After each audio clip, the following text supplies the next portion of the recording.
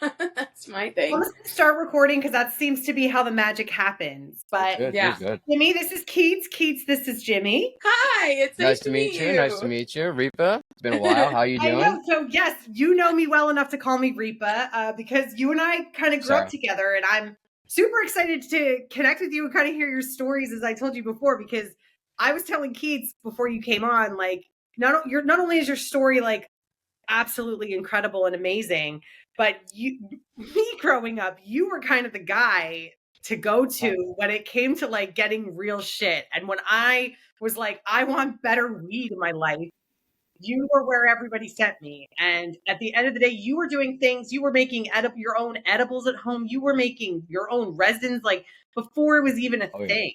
Whoa. Wait, how were you making the resins back then? Like with a press?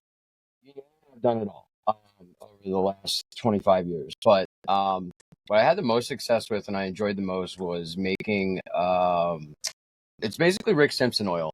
But full extract cannabis oil is what it is. It's okay. just black. Yeah. But I use alcohol, so it's cold ethanol extraction. You start off with food grade stuff, then you're gonna end up with the best product. Fire in, fire out. Like she said, I was the guy to go to for quality. You can go a million places for pounds of this, pounds of that, and pick out stems and seeds all day, but quality is where it is, because at the end of the day, so how I look at it is, the end of the day, you have a balance beam inside your body, and all of the cannabinoids are naturally occurring, and you take in terpenes and stuff like that in your diet. But everyone's balance beam is different. So what may balance me out won't balance you or her out. So you have to kind of learn that, and the only way to do that is by experimenting. So what I would do is run the cold ethanol extracts, make the full extract cannabis oil, a FECO. I couldn't think of the acronym. That's what it's FECO, full extract cannabis oil. But essentially, it's just a food grade, pharmaceutical grade version of Rick Simpson oil, which is the same thing but made with naphtha, which Phoenix tears, whatever you want to call it. But what I would do is first I would decarboxylate. You always have to decarboxylate first. And like you said, I made edibles. I did. But I first made my oil. You use this oil in anything you want. It's topical. You can smoke it. You can eat it. Anything. Cook with it. Anything you'd like. But yeah, so first I would decarboxylate. And then I would put it in the freezer for a day to get as cold as you possibly can. So the crystals will easily break off from all the plant matter. And then you run the cold extract of the Everclear is what I would use. And then, you get your solution. And then what you end up doing is just evaporating off the alcohol, or if you do it in like a recycler, you can reuse that alcohol over and over again, which is the best way to do it. And then once you get that out, you put it back in the freezer, you can de-winterize it. There's different things you can do. But essentially with the process that I came up with, right after you run it, you're good. You can just eat it. You can put it right on bowls, blunts, tabs, anything you want to do. But preferably what I like to do, honestly, is I just rubbed it on my upper gums. It's the closest to the CB1 receptors in your frontal lobes here. So within 30 seconds of rubbing it, boom, you're feeling fried for days. What? Red. Oh, yeah. And it's the cleanest, okay. If I were to get some hash oil right now and do exactly that, I would get... You start with flowers, the best way to do it. Just regular old flower. Really? Oh, yeah, for sure. It's the most medicinal. It's the most concentrated. You name it, it's that shit. And the CB1 receptors are in our brain. So you have CB1 receptors in our brain, in the frontal cortex, in the frontal lobe here. And you also have CB2 receptors in your gut. So it's whole different animals that you want to attack. But yeah, so the fastest way to them is your upper gums. So just by rubbing it, it's all activated, it's all everything. So you rub it right on your upper gums, and literally within seconds, like it doesn't take, wait a half hour, wait an hour, all that. You rub it on your gums, you'll know within seconds if you need more. And most of the time you don't. For me, now, most people don't have tolerances like I do. For example, Brett, I gave him like a rice grain dosage of it, and he was high for days. But he said it was the cleanest high. Like it was on like a Sunday, I think I gave it to him. We went out for dinner, and like that Tuesday, concentrate high is like no other when it comes to that focus and that just like sitting up top. And I just call it airy. Like that's the best way I could kind of describe that elevation, rather than something like hash that really like is putting the weight in my body. The concentrates, it's almost like the opposite. Well, you can do it. So what you use the characteristics of whatever you use. If you wanted more of a strong, indica, sativa, whatever that means nowadays. But if you wanted the body high and you had weed that gave you a good body high, you would use that. And also, depending on decarboxylation, I can tailor if it's more couch lock, if it's more sleepy, whatever you want from it, between the weed you use and the decarboxylation is kind of how you tailor that in. And then during the evaporation, the temperatures you hit and kind of what you do there, you can kind of tailor it even a little bit more. So if I was making the brownies for nighttime, I would decarboxylate all the way. So normally I decarboxylate about 75% ish, because past 75%, your THC. So during carboxylation, your CHCA is converted to THC. Your CBD and all that, same thing happened. That outside acid layer is removed by heat and time, for example. So past the 75 percentile, your THC starts converting to CBN at the same rate, at the same rate that your THCA converts. So if you wanted a lot of CBN, you decarboxylate all the way. Do it all. Normally, I stop between 60 and 75%. Because I don't want it to be just sleepy, unless that's what I'm going for. Right. But I use oil. I wake up and use oils. I wake up and dab. Yeah. I do what most people can't handle from 6 a.m. on. You know what I mean? But that's just how my body works. Everything I've ever done, I do better after ingestion. I mean, everything. Most people would say it's unsafe. Driving, anything. My brain makes better decisions after using it. And right. It doesn't. I would do speeches in front of people. Everything doesn't matter. Yeah. My brain just works better. Period on it. And so it's just the way it is. To nerd out for me, I love it. I love it. So you talk about that 65 to 75% kind of being the sweet spot.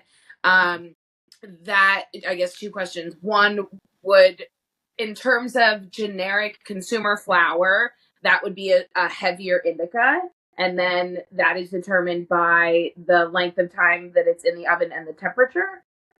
No. So, there's a lot of things that go into indica and sativa and what define them.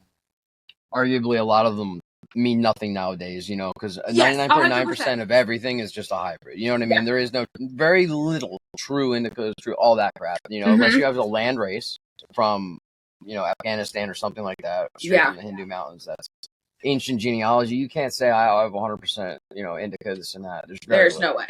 And that being said, also what we know is indica and sativa may even be kind of opposite of what it actually is. Totally. On research, what it's all about the way that your body ingests that being said, what may be indica to 10 people might be a sativa to 10 others. To somebody else. Yes. Right. So aside from all that, you can really tailor how it treats you in the decarboxylation, because you can hammer down on the CBN side, make it more sleepy. You can make it more couch lock. You can only do part of it, so you leave that THCA, so it's more of an uppy, sativa-like. So you can really tailor anything you want that you have to be more how you want it to be. That's the other beauty of processing it. I was going to ask and be like, is there a way to bring it up, to where I feel like you just leave more THCA. So the more THCA you leave, the more sativa-like it'll be. Okay. And then essentially that's what you'll achieve. Or you can always add THCA. You can decarboxylate to some point, and then you can add in 99.9 isolate THCA powder, essentially, and then you can fortify that ratio of the THCA to give it more uppiness. And what is that? What is that powder? Are we talking about keef, or are we talking about no? So THCA powder, it's isolate. So they'll isolate the THCA itself with no other molecules. It'll only be THCA with the outside acid layer and everything. So you can isolate any molecule on the plant. Can be isolated 100% nowadays. You can get anything you want out of it whenever. It's great. And when I started, it's wild, the differences. I'm again, because I'm nerding out now. No, I love it. But is the cannabinoids are molecules? Oh yeah, well everything's a molecule. So each phytocannabinoid can be brought down to each. Jesus. So CBD is a molecule. THC is a molecule. Yes. Any one of them, you can isolate. Made of, yes. Yep. Oh, okay. And then you have to take into account terpenes too. The different terpenes, they take an effect on the psychoactive effects on each thing. So do terpenes because I always liked to say that terpenes, like the way that I kind of understand weed is terpenes kind of holds more effects versus. Well, it's the flavors. Is it the way that how they it all kind of work smells. together? It is. It helps with that symbiotic, just everything. So just like, for psychedelics, vitamin C, how it keeps it going kind of thing. The myrcene, for example, is what you'll find in mangoes and citrus fruits and all. That's also in all kinds of cannabis plants. And Right. Carafilene is one of my favorites. It's in like pepper and lavender and those kind of things. Yep. Old school grows out cookie strain and stuff like that. So they all definitely play a part for sure. The more terpenes you have, the better effect the rest of your cannabinoids will probably have and everything else. And you can also, same thing, you can fortify those terpenes through other ways, through your diet. Yeah, does it matter if they're artificial versus not? I don't think so. I mean, anything natural is better. You know what I mean? But agreed. To your body, it doesn't really know. It doesn't know the difference. So you can fortify them in a lot of ways. That's how I'm saying you can add the isolate, you can add in and fortify the THCA if you make it more the body you add, and then you want to add more head to make it more hybrid. That's kind of how you do it. Wow. Are you like cooking and you're like, pretty much, yeah. I mean, that's where it came from, and I mean, I came up with like a good recipe over the years. That's, if you follow it, man, it makes oil that most people have never imagined. And it's so clean. It doesn't make you like tired and sleepy. It's like you go to sleep and you wake up and you are rested. You want a meal and you're hungry. You have the munchies. You eat, but you're full. Like it tasted great, and what's that? It's great. We also asked Brett about his experience. Like I said, I gave it to him on a Sunday, and like Tuesday, he was like, "Dude, it was the most couple productive days at work. Food tasted the best. I slept so good. I'm so rested. Like that's wild." And he said he just kept getting higher for like a day and a half, but like in a good way. See, like, who would need to travel with it? Let me just put some shit in my gums and I'm high my whole vacation. I mean, I've eaten it right in planes, right in my chair. I open it up, dig in, love it. Oh wow! Oh yeah, that's what I'm talking about. So, question: like, are you so lit about where cannabis is today, or is you've just been playing in such a whole different sandbox from the jump? Yeah. Oh my gosh. Yeah. No, I mean, it's only a good thing. The more availability, and what it does is it ensures quality. It ensures that, you're not going to have to deal with the crappy quality everywhere because there's no regulations on it. And when it starts getting regulated and then there's quality everywhere, what are you going to do with crap? Nothing. So it forces everyone, black market or not, to bring quality or they're irrelevant. And I think that's only good for anyone that's using it in any manner. Or people that aren't using it, it sees, like, look, they're regulating it, it's safe. I mean, it's a million times safer than alcohol, tobacco, and a lot of other things. But people seeing that it's safe over and over and over, and that it's helping people over and over and over, and they're eliminating other things that are worse over and over and over, and there's no side effects. No one's ever died. You know what I mean? There's bad side effects, arguably. But the more people see that, and there's science behind it, and there's numbers and statistics, that's what it takes. And where are you located, Jimmy? I'm in New Jersey. You're in Jersey, okay. So and that's outside Atlantic City. That's like New York regulation, like New York State regulation. No, New Jersey. Or New Jersey. We're legal here. Yeah, we're all legal here now. Recreational and medical. It's been medical, I want to say, for a while. I forget exactly since when, but yeah, it's rec legal now too. Can't grow yet. But. Wow. You can't grow legally? Well, there's some gray areas, but no, technically right now you can't really grow. Okay. So in Toronto, in Ontario, you're allowed 4 plants per person in a household. So in theory, my roommate and I could have 8 plants. Okay. Yeah. When I was in Colorado, I could have had 99 myself because I had a medical license. But like, I think if you're 21 and up, then you can have 6. I think. Wow. I think it was 12 per house. Maybe I forget. Gee. Oh, damn. So how did you get into this? How did you get into, especially if Sarah's been coming to you for quality for a long time? 25 years. Where did it kind of start? Like, I started to get there. Yeah. My cousins kind of introduced me. I always kind of hung out with my cousins who were older. So I didn't have to go too far. I went to them, and I was introduced to them a couple different times, and also the guys I played hockey with.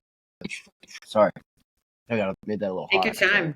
No, yeah. Like, totally. I mean, we just got started. We totally failed to mention that you're a 2-time Olympic gold medalist.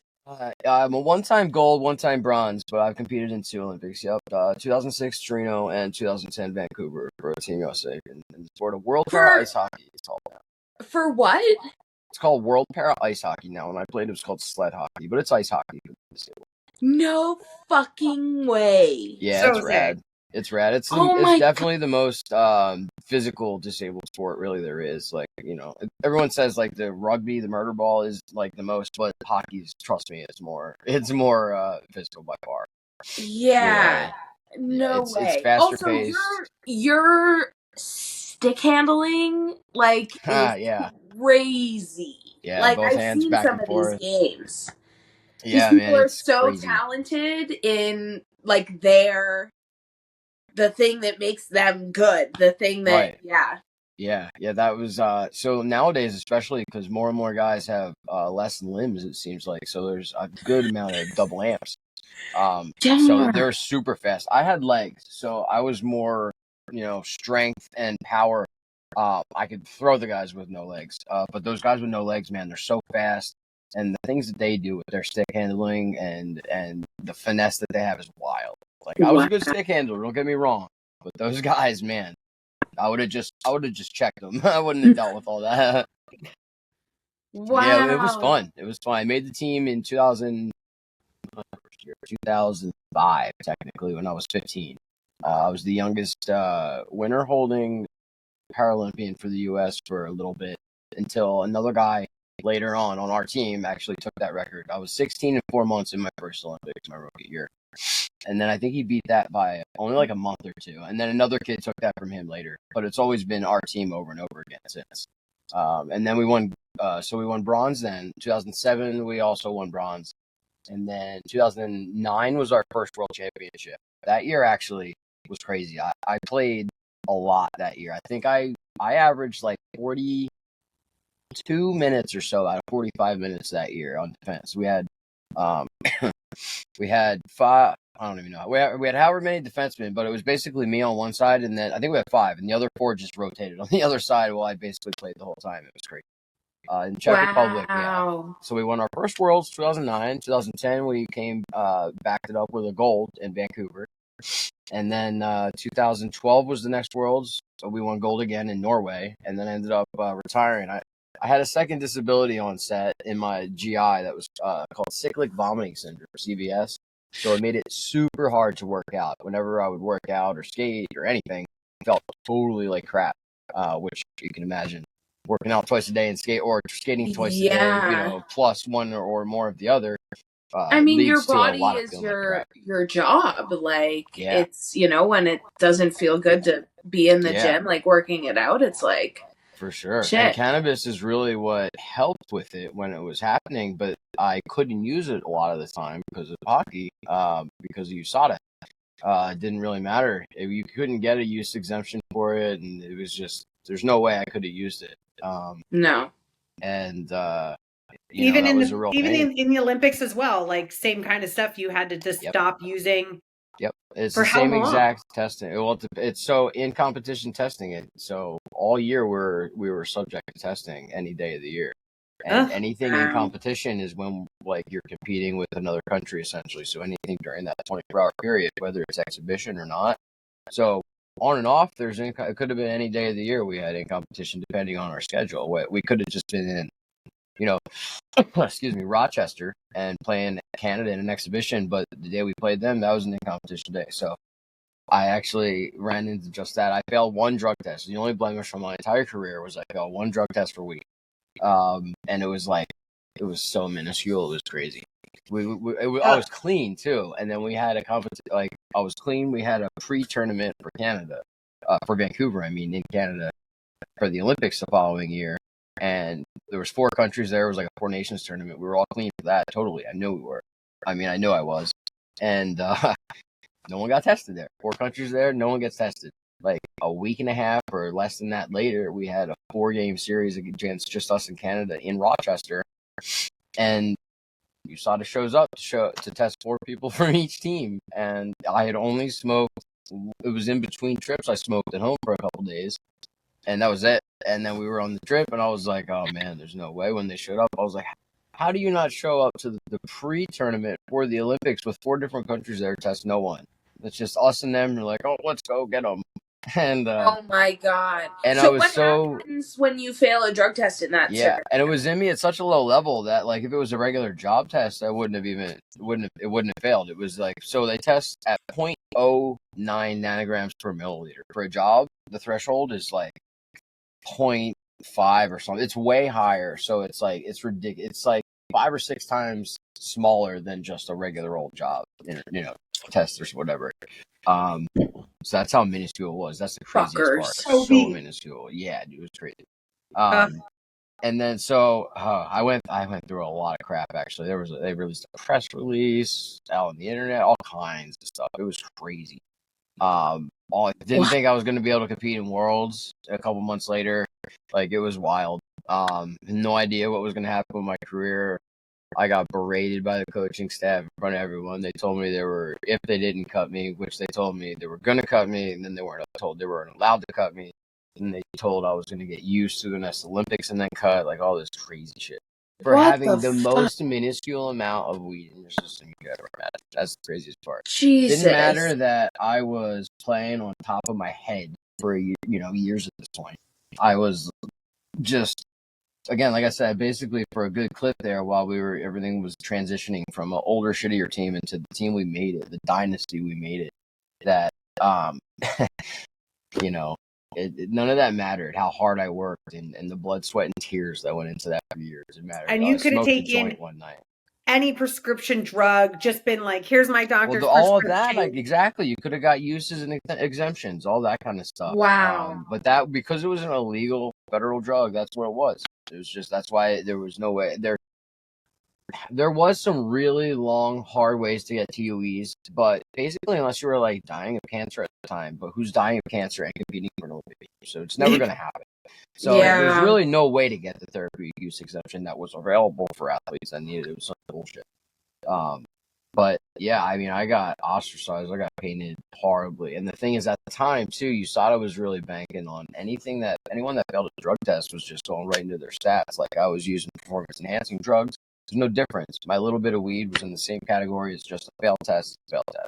And that's how they got their funding, was getting these athletes. And that's what it was just like, you're not, you know what I mean? I'm actually competing clean. Like, and on top of that, for any competitions, I wasn't even using it. You know what I mean? Out of competition, I used it obviously as much as possible because there is benefits for my body in using it. And when you're breaking down your muscles like that daily at that level, like, it wasn't like, oh, I'm gonna go get a sweat on. Like, we were destroying our bodies to the point where we had to peak out. You wanted to peak out and plateau at the right time of year. You can't sustain. You can't sustain what you're doing to your body. Like, your muscles can't. It just can't. And how hard we were working, I needed it. Or the alternative was for prescription drugs and stuff. And I didn't want to do that. That was going to hurt my body and hurt my overall, where I can reach as an athlete. Whereas pot didn't. It just helped my recovery. And that's what drives me. That was a crazy time, man. I thought I had no idea if I was going to even ever have a chance to become a gold medalist at that time. Because that was a couple months before I'd won any gold medal. And then I came back by competing in that World Championships. Played fucking 42 and a half out of the 45 minutes basically per game. Wow. And we won gold. It was crazy. So holy that's shit. The best redemption, fuck you to all that. Yeah, literally. It was the best. Why? No. Go American. USA. Actually, USA. Right? I love it. That's why I had to ask. But then, so your cousins used to smoke, you get introduced, but where did like the passion and the love and like the where honestly, you are today? The first time I ever smoked, I barely even got high. And I was just kind of like, there was just like this, I could, like, my back felt a little better. I didn't really get high at all, but I could feel different. And then I was like, well, you know what? This is worth another try. What was that like story? Like, what was the first time you getting high? It wasn't like, that crazy. I just smoked a J with actually my cousin John. Shout out, John, buddy. I was just at his house earlier taking care of his plants. Yeah, he's on a cruise right now, so I was watering his girl.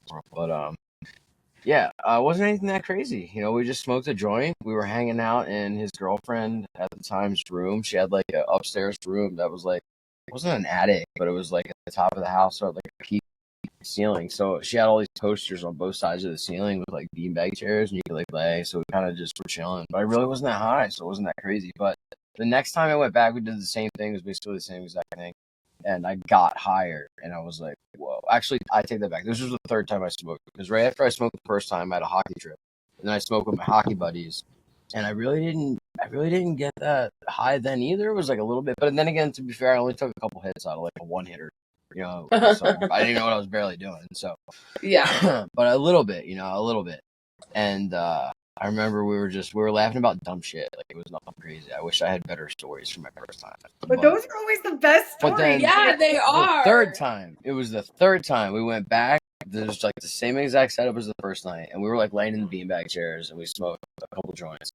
And I remember like looking up, and there were like a lot of blacklight posters and stuff. So we had like black lights on, and there was like this Mushroom Sublime like poster, and it was just the coolest looking thing. I remember just laying there, and I felt like I was there for like hours, and I was like, oh my god, I'm gonna get in trouble now. I'm like, where the fuck are you at? So I was only like, so this is my sophomore year in high school. I didn't smoke until after my first Olympics. My sophomore year in high school. Wow. So I still was, you know, a kid, technically.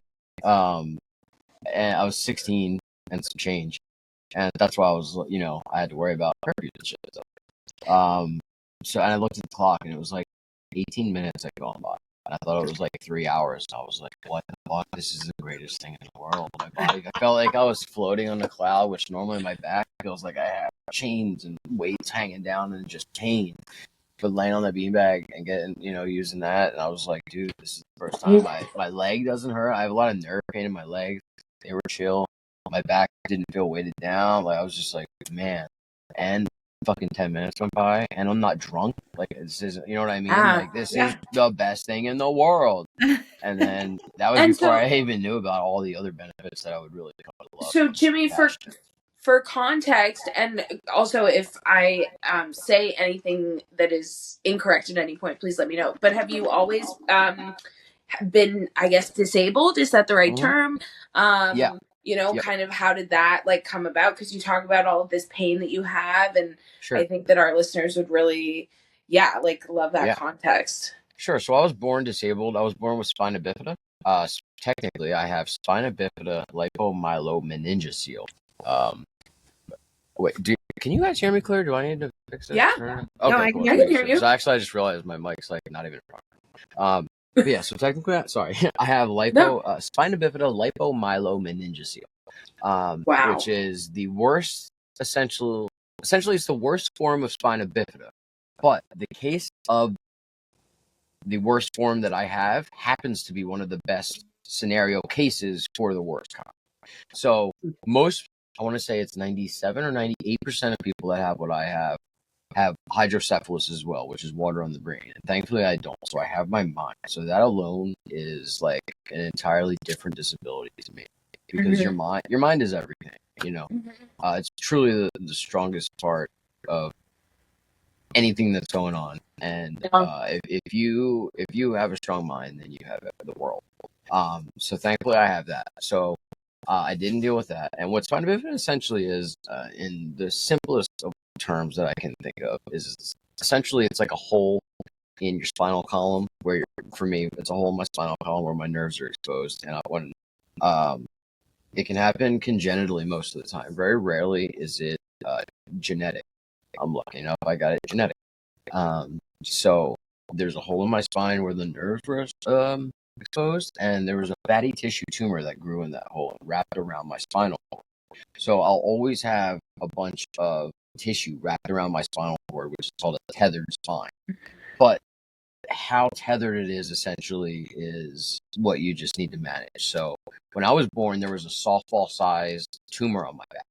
So by 30 days old, I was born in Galloway, and I was in Atlantic here, and I was immediately rushed to Cooper in Camden, because I needed, surgery fast to get the tumor off, essentially. So within the first month, I want to say it was in the 4th week I was alive, I think. They did major spine surgery, especially at the time. They didn't have the technology to have later ones that I would have had. Mm-hmm. But at the time, it was really, really big surgery, especially on a baby, which is, at any age, it was crazy surgery. But on a baby especially, it was something. So they essentially had to cut off that tumor.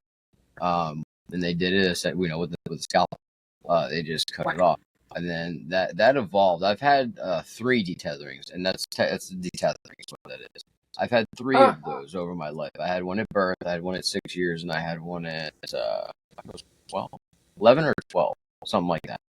And the first one was then. It was, heart. So I was born. They took me right from my mom. She couldn't even get to stay with me or anything. Right up, and then I was in the ICU for more than a month.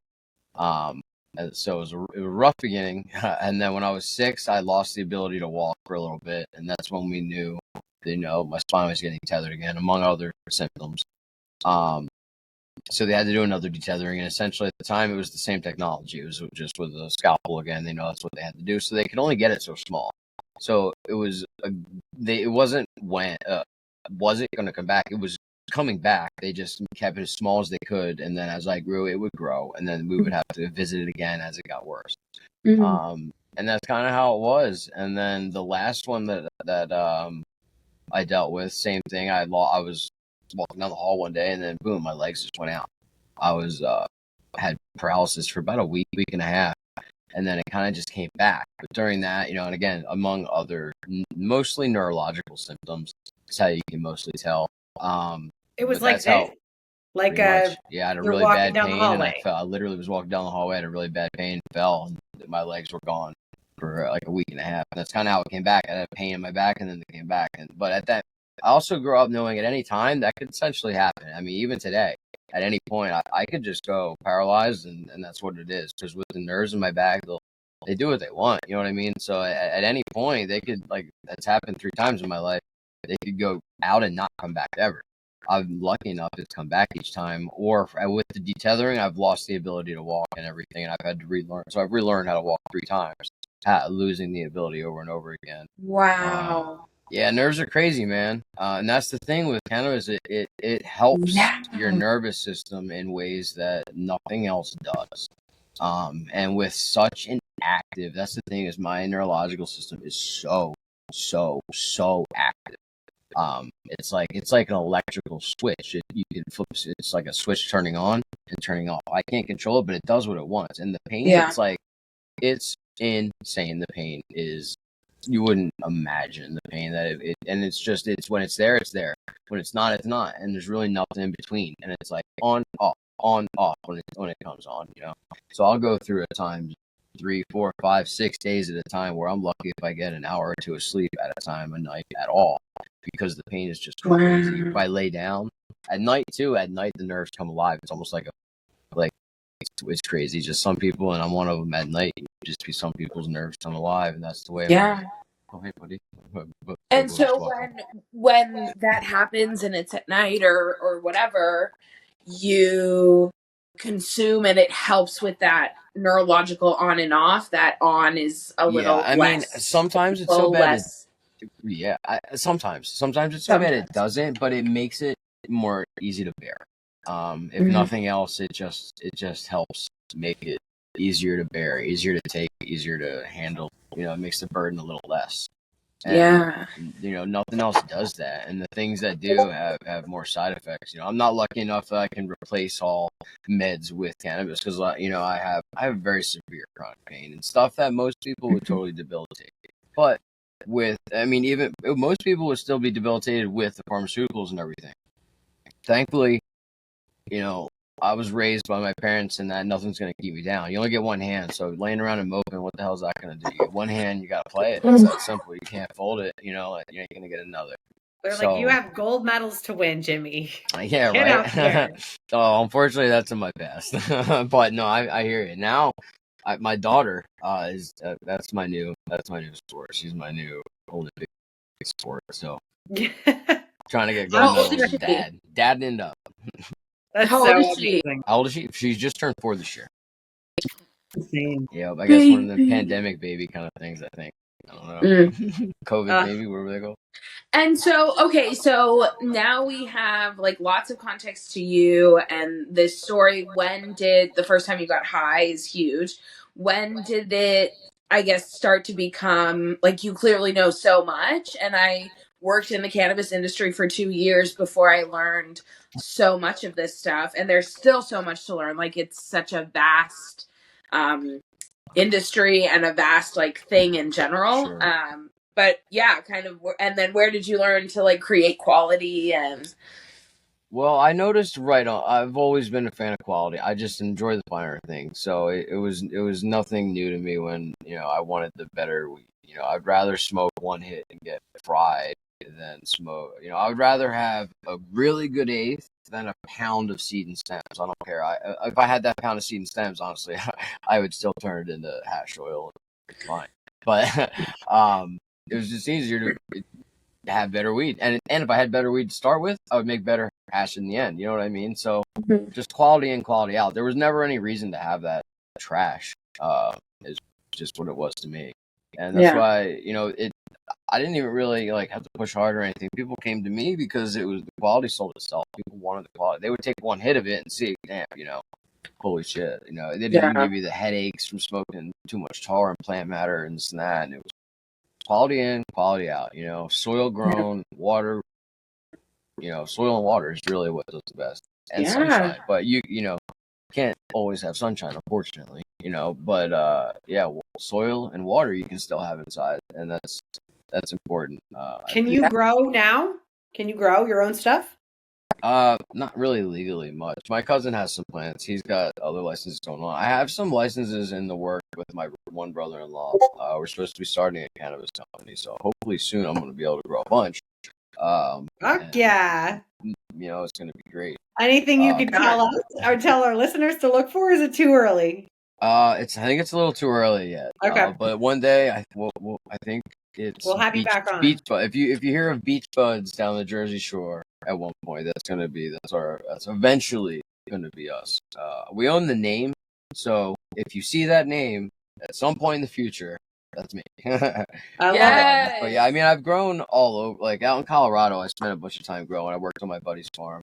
He works in CBD out there now, like by the acre. He grows some of the best CBD in the world. It looks like real weed. It's amazing. It's amazing what they're doing with. That is amazing. But that's really where I learned a lot. I've worked, like I said, with him processing. I've always made different oils and edibles and stuff. So really, everything I've learned for the most part is just hands-on. I really haven't had much formal anything aside from, I guess, from working on, his farms out there that were legal, I guess, to be my formal. But yeah, everything is just hands-on, just learn by doing. Self-taught, totally self-taught. Now you're smoking joints with your buddies on the bean bags, but then when were you or what made you be like, I'm gonna start cooking this shit, or I'm gonna start doing this shit on my own? Where did you wanted something better, man? And I was never just content with just what someone was handing me, and that's it. I knew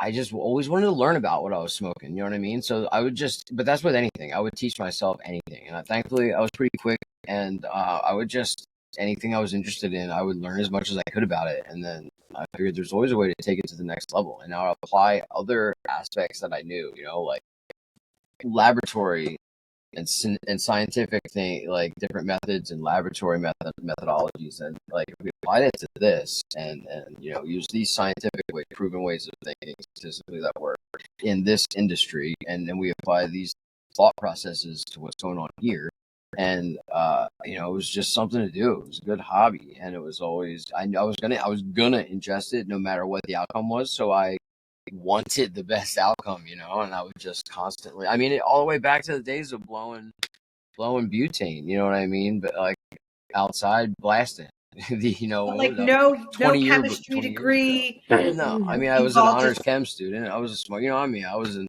smart. But I was the kind of kid that wasn't going to waste my time in school. I was going to do hands-on laboratory work, but it was going to be in what interested me. At the time, it was getting high, and I wanted to be able to continue to be the highest level athlete and grow and raise the level of that plateau where I eventually would plateau at the highest peak possible. But I wanted to get high too. I'm not going to get it medically, recreationally, whatever. At the time, more recreationally. Now I use it more medically for sure. But that's just a pendulum that I feel like swings back and forth on what part of your life you're at. I had all these medical problems. They told me not to play contact sports of any kind, and I went and made sure I got the best as I could in the world at the best, the hardest physical one I could. Because that was just how I was. They told me I couldn't do it, and I was like, yeah, watch what I'm going to go do right now. Watch me, bitch. Yeah, hold my ball, What was the first thing you made? Did you make like a butter? You made oils from the jump? I think the first thing, probably some edibles. I don't even remember. Probably some edibles. But the first thing I really remember making and getting and nerding out with would probably be blasting honey oil. Back when people were blasting black grossness, it looked like golden, amazing, just a beautifulness. And the later, I would just apply what I learned on my own. And then thankfully I never blew myself up. That's admittedly wasn't the smartest thing, but I don't think anyone blasted hash at the time. No one was looking to blow themselves up. But I was applying everything I could to that. It was materials in the lab you'd have to be safe with, and I was trying to be as safe as I could the same way. And thankfully I never blew myself up, never had any fires or anything, just from using common sense. You know what I mean? And yeah, I guess just being a nerd. I was in honors chemistry and all that stuff. So everything I learned in school itself, I would apply from all that kind of stuff over the years. But I do think that you need to have, and this I think goes for everything, but you have to have a passion for it. And especially in an industry that's so heavily regulated and censored, via the internet and whatever else. The other thing back then, there was no legal avenues. You know what I mean? So it was like if you wanted to learn it, you had to do it like that. So it was like, and admittedly, the first time I saw my buddy showed me blasting, I already knew pretty much what was going on. He's like, "I'll show you what we're doing." And I watched him do it, and I don't know how they didn't blow themselves up because they were just blasting like this dish over like an open flame, and I was like, "All right, I'm no chemist, but this is dangerous." In an apartment, you know what I mean?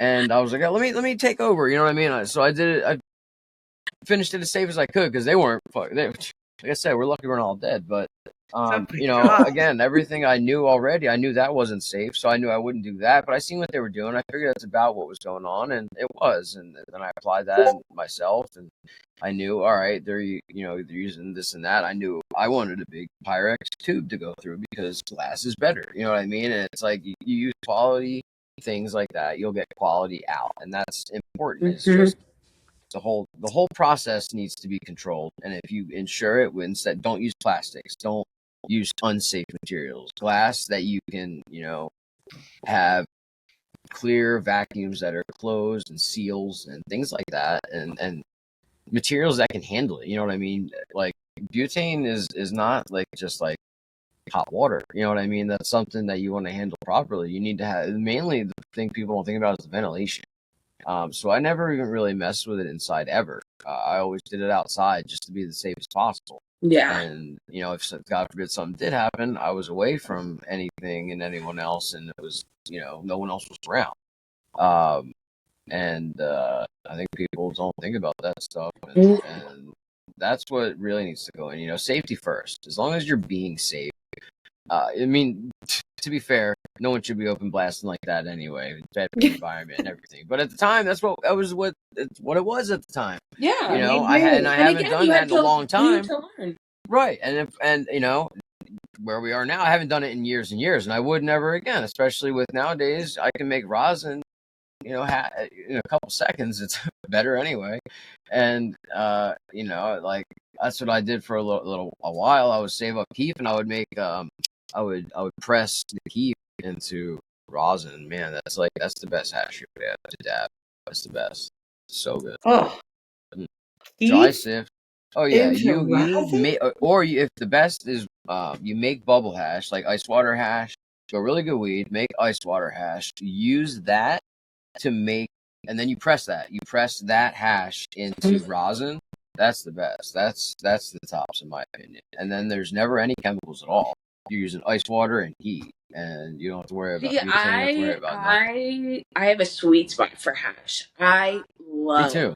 hash. Me too. I like flour. See, I like it all. I say that, but I I love like hash. flour. I Yeah. do too. I love hash. I I love love all flour. kinds of hash. Finger hash, when you're trimming, and just that finger hash itself, like scissor hash, whatever you want to call it. That alone is amazing.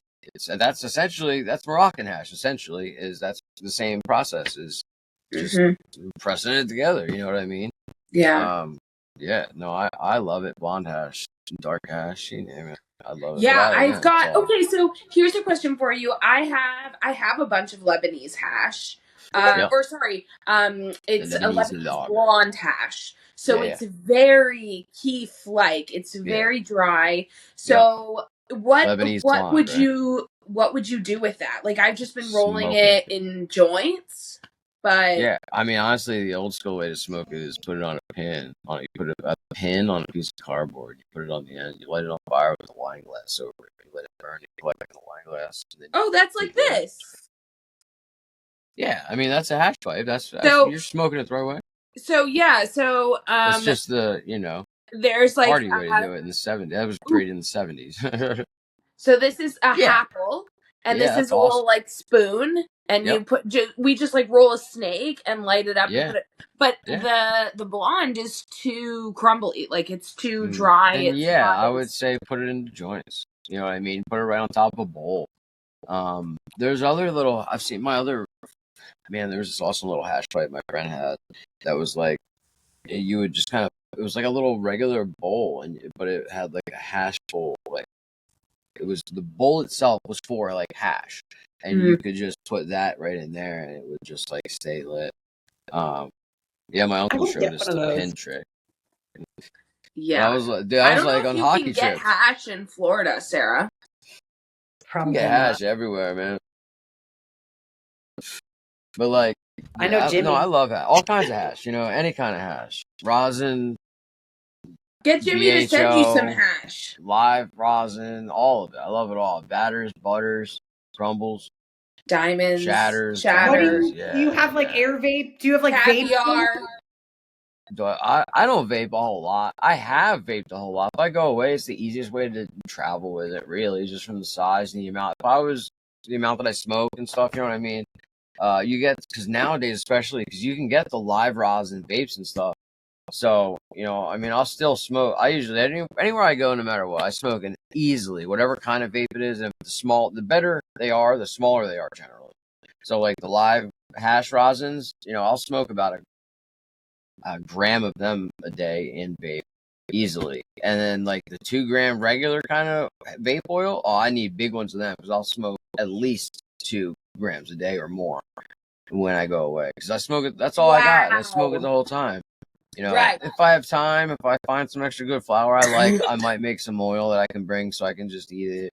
Or I'll bring some edible snacks, some like, stuff like that. But especially because I have a daughter now. So when we travel, usually we have our daughter. So I don't want to draw attention with smelly flour and stuff. But 100%. She knows what it is. Medicine. My wife and I. You've flown with flour before? I've flown with it all. Man.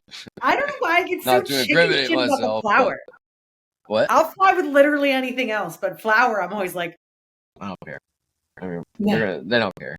They don't care. I mean, right? They don't care. They'll take your little tiny squeeze bottle of liquid. And they'll move your quarter pound of flour out of the way. I've seen it happen. Yeah. But they don't care because it's not their job. Technically, it's not their job. They would have to contact the local municipality that deals with it. They'd have to come. That means they would have to send someone to deal with. You know what I mean? And too much paperwork. Nobody wants that. Exactly, because they're not going to do it. It takes too much time. The airlines get mad at them for keeping people, and then it messes flights up. It's not going to happen. So. Yeah. That's what I've always said. That's what Sarah and I have always said. They're looking for your liquids. Sometimes you gotta watch, but even internationally, I have friends and I have never had a problem myself, especially leaving the U.S. You can go pretty much anywhere you want with as much as you want. I got a friend who got detained in Dubai, but they just told her never to come back. Yeah, it depends where you're going too. Don't go to the crazy places. Just like our rules, Sarah. Middle East is a pretty rough area, I think. Like Russia, Middle East, Asia, some different areas. Yeah, right. Exactly. Nothing past Greece. Sorry, guys. Anything past Greece, too much. Even anywhere here, it's a different world that I didn't think we'd see at this age, which I couldn't be happier about. It's actually incredible. So you thought it might have taken longer? I didn't think we'd ever really see it in our lifetime, to be honest. When we were, 20 years ago, I didn't think this would ever happen. Like, I mean, look at the way alcohol's progressed over the years. There was generations of people that didn't see any change, really. You know what I mean? And then there was changes. See, but it's crazy.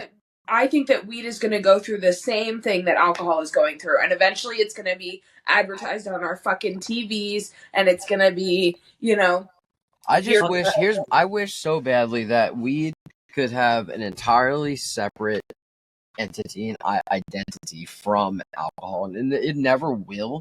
But I just wish it could. Because it's like tobacco products and alcohol. Both of those things should be on the same level, and agreed. They're horrible. Like there's, I'm not saying they shouldn't exist. You know what I mean? No, but they're awful for you. They couldn't be worse for you. And if they're going to allow things that exist that are known to kill you, and if we're talking like that, and if they're going to, most things that they know kill you, they don't allow, right? But people make money off of these two things. So for obvious political reasons. Blah blah blah. They're here. You know what I mean? Right. In reality, they shouldn't be at all. And the problem is, weed gets grouped in with that, and it's nothing like it in any way. It's a natural thing that's been here for the length of time. You know what I mean? Right. Like cannabinoids in your body. Already. Right. And I mean, and I'm not saying alcohol doesn't have a place, especially over the years. If, humans may not have survived to where we at all without it, because you know what I mean, that was their sustenance through winters and times throughout history.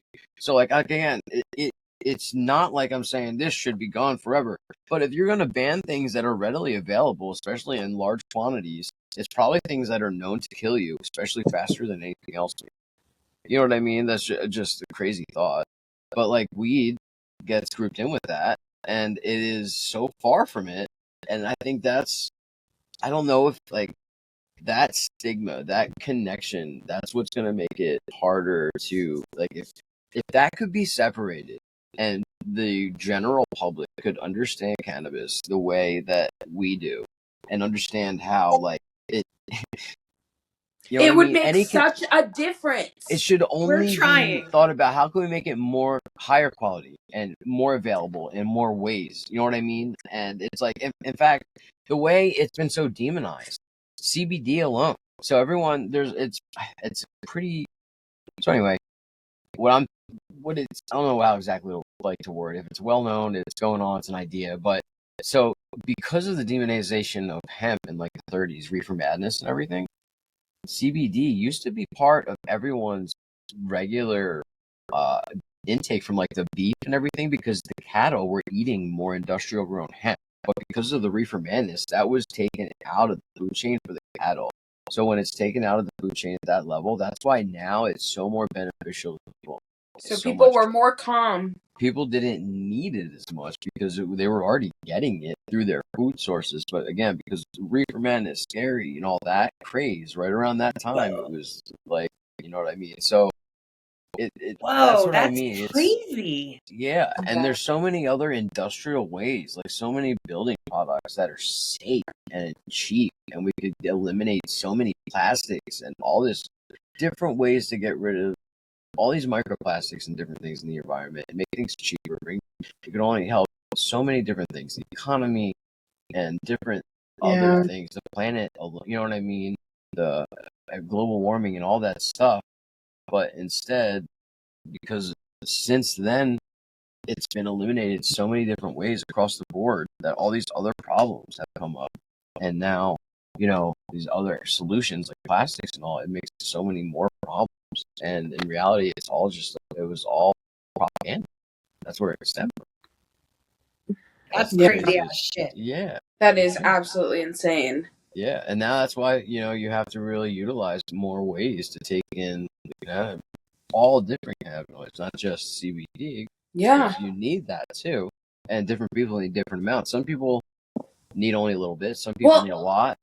I think, I'm not going to lie to you, I think they're going to start to discover more and more cannabinoids as time goes on. And I think they're going to be able to, same thing, like isolate, like CBG, the best, CBG, CBC, CBN, these are gummies. These are now, they've figured out ways to put milligram dosage into edibles and oils and drinks. And, I think that there are going to be some cannabinoids that are going to do incredible things for the body. For sure.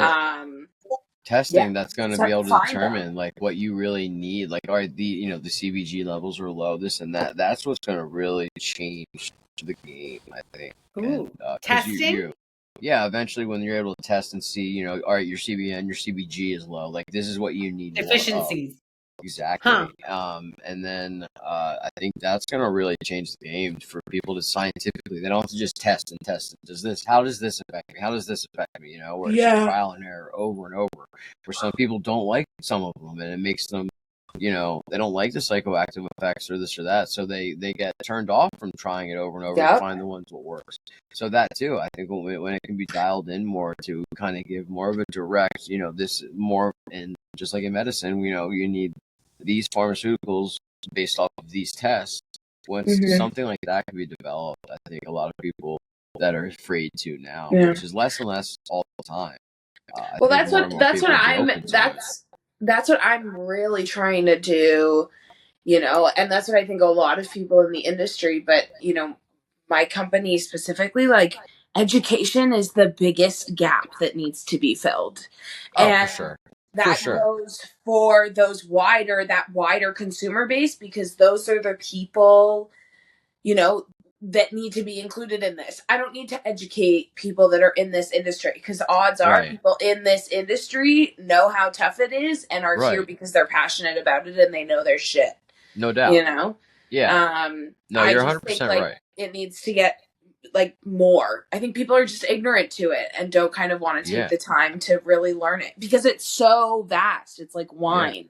And the little bit of exposure people have to it there's still propaganda going around still now. Stigmatized. 100%. It's still, there are people, because the other thing is people know that now hopefully should be closer to the end of that connection to alcohol and tobacco than ever. But they're pushing it as much as possible now because they know this is the last push to keep that connection, because there's so much. If you are uneducated on something today, it's because you choose not to be. You can be the internet is in the palm of every human's hand. There is no excuse. You have the answer to everything at all times. Amen. And, from when we grew up, when we had to write book reports with encyclopedias, it's insane where you can literally give yourself a PhD level education amount of knowledge off of the palm of your hand on any topic you want. And that's essentially, I couldn't tell you. I mean, even in college, the last 2 years of college, my entire senior year of college, I refused to buy a single textbook. I only bought novels I needed. I didn't buy any textbook. Anything else, you found the answers on the internet, and I was smart enough to figure out how to write it in a form that would have been acceptable for whatever class it was. And I did better in it was actually my last 2 years. I did better in my final 2 years not buying a single textbook than I did in the first two by a large margin. I brought all of my stuff way, way up, and I just pretended I used the textbook. If I needed something from the textbook, I would go on the internet and I would find that portion of the textbook online, and I would print that portion or whatever I needed to do, and I would cite it exactly okay, I did use the information from the textbook. Here it is. So because I spent so much extra money on textbooks that all I did was sell back for a couple bucks, and I was like, this is insane. There's more information. There's literally this information on the internet. Why am I spending all this? And then you can just bring something that has access to all of them digitally in the palm of your hand to classes. At the time, it was a little bit bigger than the palm of your hand, but instead of all these books, and I was in a wheelchair, like I wasn't trying to lug around big things of books. Like, what is this 1975? Like, I wasn't having it, so I refused to do that, live that life. So I was so smart. Yeah, so I just, again, using that thought process and just accepting that that's how I'm going to do it, whether they like it or not. Kind of what I applied to hockey was just, I'm going to get good, whether this is how I'm going to do it. And I did it. I skated alone most of the time. Like I practiced alone most of the time in Atlantic City. I mean, I practiced with multiple teams and across the board, but like I skated 5 days a week. You know what I mean? Yeah. And I moved different places too. I'm sorry, lived in you Buffalo. don't make it to the Olympics by making it your part-time fucking job. Right. Like, so I mean, when I would go 100%. all in, you know what I mean? When I was into something, I went all in. So that's, I did that across the board with anything I was doing with weed too. You know what I mean? When I was making the oils and all the processes I was using, I decided I was doing ethanol, and then I decided which ethanol I was going to use and what process I was going to use. I would look up 10 others, and I would come up with my own based off of what 10 other known ones, and these are the results they're getting from these ones. And then, I get the results I was getting, and the results I was getting, like the yields and all, was leaps and bounds because, I took all the other known processes I could find essentially, and I all right, what are the best things from all of them? And I combined them into what I thought was the best. And I did the same thing for, the decarboxylation. All right, I did the same thing for the extraction, the same thing for every step of it, and came up with my own whole method based off of, 20, 25 other methods that I found. And I just would apply the same exact set of rules to everything.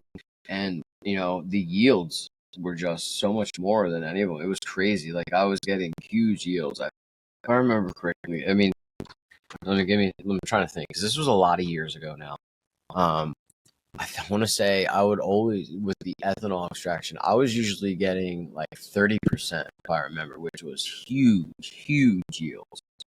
Yeah. I mean, and it was quality. It was so good. It was insane.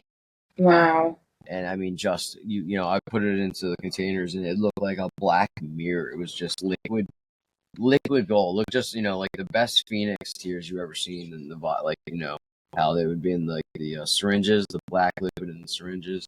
And you only need a rice grain size is one edible oral dose. And that's like,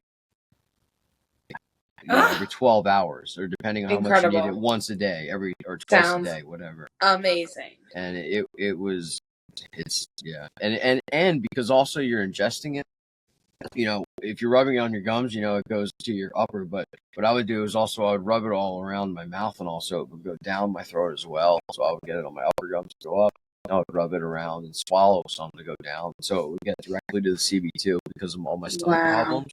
That's what helped more than anything. CBN, or oil high with CBG and CBN, and the oil itself going down straight into my stomach. That was like the best thing to help it at all.